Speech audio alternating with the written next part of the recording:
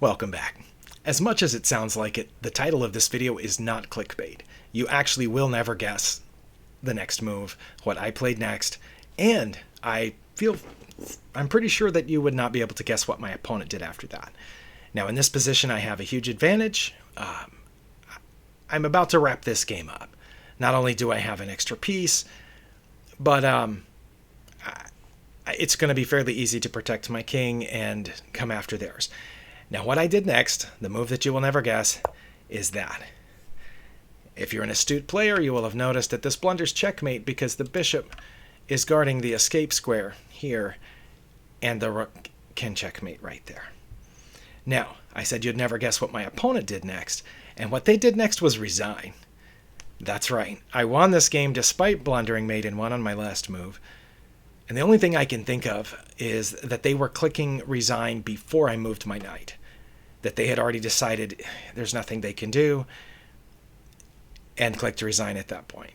That's the only thing I can think of. The clock doesn't actually record when they clicked resign. It just shows how much, when their last move was, at least as far as I can tell. But anyway, just a few moves earlier, we were dead even. And I will show the engine here. If I can remember how, there we go. Dead even, according to Stockfish, as you can see above me, if I play rook here. But I didn't. I played bishop there. Not sure exactly why. Trying to win this pawn. I could have won the pawn by moving my rook here. So when the bishop moved, I would have won the pawn. But instead, yes, I moved the bishop there to attack a pawn that I could have attacked with tempo. But instead, my opponent took one of my pawns, and instead of taking the pawn that I had just attacked, I moved my rook down here to attack a different pawn. So my opponent now has a +4 advantage, and they did play the best move here, which was to protect this pawn. And I did not play my best move here,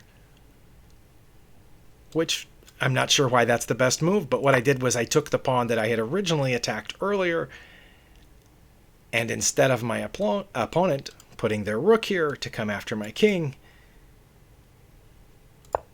they put their knight there, which gives me a huge advantage because I just take the knight. So I'm a full piece up now. They did play their best move. I didn't play mine, but I still have an advantage, a huge advantage at this point because I'm up a full piece. And they played their best move again.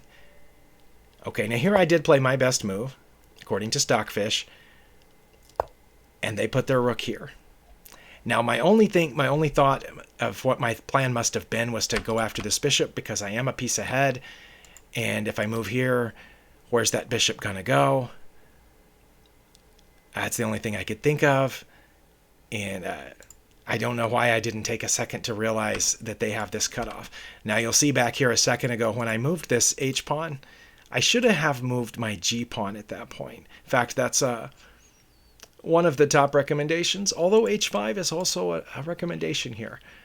But this bishop guards that diagonal, so g-pawn would have definitely saved me at the end, even if h5 is a better move here, according to the engine. But regardless, we got to this point, and I blundered mate, and my opponent resigned. So sometimes you get lucky. Thanks for watching.